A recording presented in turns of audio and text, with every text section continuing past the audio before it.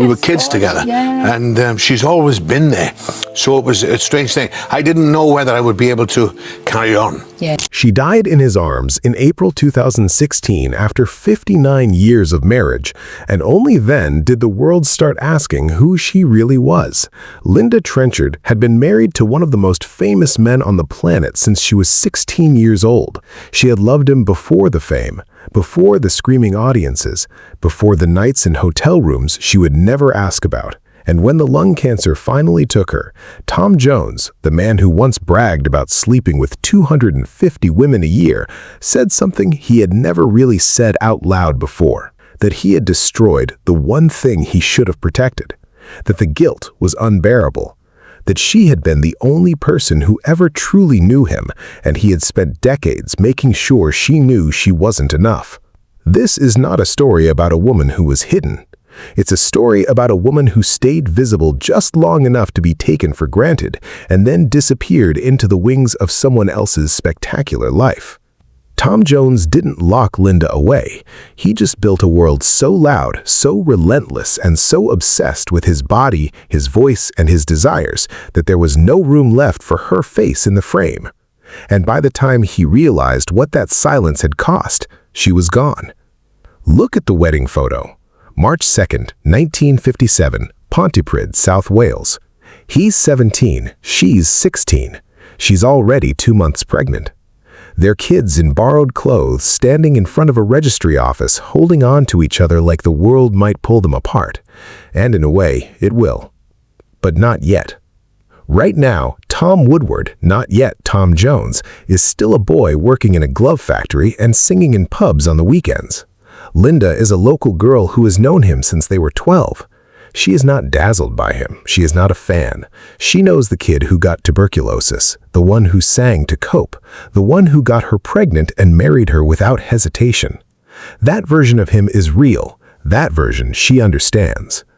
What she cannot possibly know yet is that the man she just married will become someone the entire world believes they own, and that for the rest of her life, she will have to choose between being his wife in private or becoming a casualty of his fame in public. She chooses privacy, and the world interprets that as permission. By 1965, Tom Jones is no longer Tom Woodward. He's been rebranded, repackaged, and launched into the stratosphere. It's Not Unusual hits #1. Within months, he's performing on television in tight pants and open shirts, his hips swinging, women in the audience losing their minds. The sex symbol is born, and with it, the unspoken agreement that Tom Jones the performer is available to everyone and Tom Woodward the husband belongs to no one. Linda stays in Wales at first, then London, then Los Angeles, tucked into a mansion in Bel Air while her husband tours the world. She does not give interviews, she does not attend premieres, she does not stand beside him on red carpets. Some people think that's strange, others assume she's shy, a few wonder if she even exists. But here's what most people miss. Linda didn't retreat because she was fragile. She retreated because she understood the bargain. If she stayed out of the frame, she could keep some part of him that the audience would never touch. The part that remembered Pontypridd, the part that came home. Except he stopped coming home the way he used to. The affairs start early. By his own later admission, they never really stop. Tom Jones has said in multiple interviews that at the height of his fame, he was sleeping with up to 250 women a year. He has framed this as part of the era, rock and roll excess, the madness of touring, the availability of women who wanted exactly what he was offering and nothing more. But listen to how he describes it. Not with shame, not at first, with pride, with humor, with the casual tone of a man cataloging conquests the way someone else might list cities they have visited. And here is where the story becomes more than a scandal, because the problem was never just the infidelity, it was the publicness of it, the way he talked about it, the way the media celebrated it, the way his entire brand became built on the idea that Tom Jones could have anyone, anytime, and that his wife, wherever she was, had simply accepted this as the price of being married to a legend. Did she accept it? Accounts differ. But people close to the couple have said that Linda knew, that she knew for years that there were arguments, that there were long silences, that she once reportedly told him, "I don't want to know the details, but I know what you're doing." That's not acceptance. That's survival. And it's the kind of survival that costs something every single day. Stop here for a moment.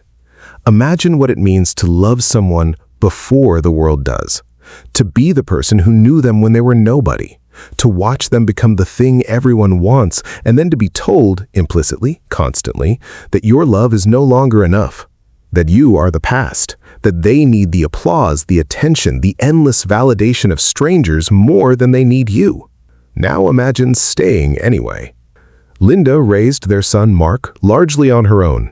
She managed the house, she kept the private world intact while Tom performed for the public one.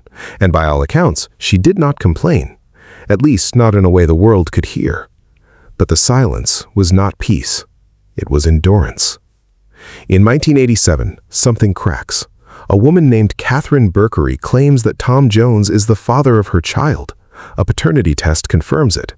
Jones admits to the affair, one night, he says, a mistake, but refuses to acknowledge the child. He pays a settlement, he moves on. The story fades from the tabloids. But for Linda, it's different. Because this is no longer just rumor. This is DNA. This is a child. This is proof that her husband's other life is not just sexual, it's reproductive. That somewhere in the world is a boy who shares his blood, and Tom will not claim him.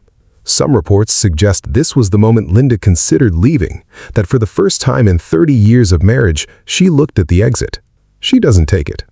And this is the part that people misunderstand. They assume she stayed because she was weak, because she was trapped, because she had no choice. But Linda Trenchard was not a prisoner. She had access to money, lawyers, support. She could have left. She could have spoken. She could have sold her story to any publication in the world and buried him. She chose not to. Not because the betrayal didn't hurt, but because somewhere beneath all of it, there was still the boy from Pontypridd. The one she had known first, the one she had loved longest. And maybe she believed that if she stayed long enough, he would come back. He didn't. Not in the way she needed. The years roll on. The affairs continue, though perhaps less frequently. Tom's career peaks, dips, and peaks again. He becomes a judge on The Voice UK. He records new albums. He remains beloved. The image softens slightly, less Lothario, more elder statesman of pop, but the private pattern doesn't really change. Linda stays in the background, quietly, invisibly. She is rarely photographed, rarely mentioned. In interviews, Tom speaks about her with a strange mix of reverence and distance. He calls her his rock. He says she's the only woman who ever mattered. But he does not change his behavior in any meaningful way. And then, in 2016, she gets sick. Lung cancer. Aggressive. Terminal. She fights it for a short time, but the prognosis is clear. She is dying. And for the first time in decades, Tom Jones stops performing.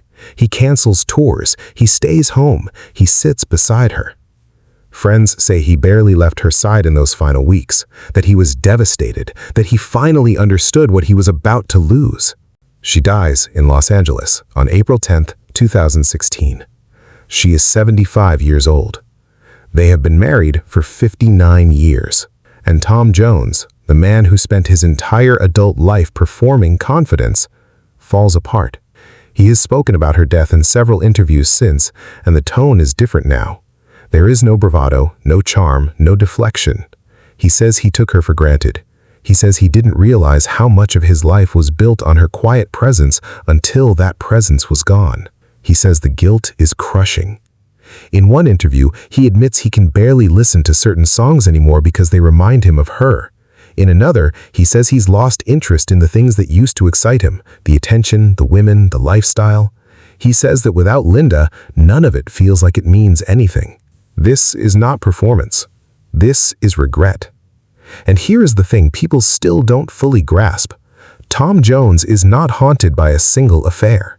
He is haunted by 59 years of choosing the world over the person who loved him first. He is haunted by the fact that Linda gave him everything, her youth, her loyalty, her silence. And in return, he gave her a life spent waiting for a man who was always somewhere else. She didn't demand more, she didn't fight for the spotlight, she didn't weaponize her pain. She just loved him. And that love, unprotected and unreturned in equal measure, became the story no one wanted to tell, because it's easier to celebrate the icon than to count the cost. Since Linda's death, Tom has said he will never remarry, that no one could replace her, that she was the love of his life. And maybe that's true. But it's also the safest thing to say now that she's gone, now that there's no risk of her hearing it and wondering why it took so long. He still performs, he still records, but those who know him say he's changed. Quieter, more introspective, less interested in proving anything. He has spoken about wanting to honor her memory, about wishing he had been a better husband, about understanding too late what really mattered. But here's the final unbearable truth. Linda never got to hear him say that while it could still change anything. She spent 59 years married to a man the world adored, and she died without ever being seen the way she deserved. Not as the wife in the background, not as the woman who stayed, but as the person who held the center of a life that never stopped spinning.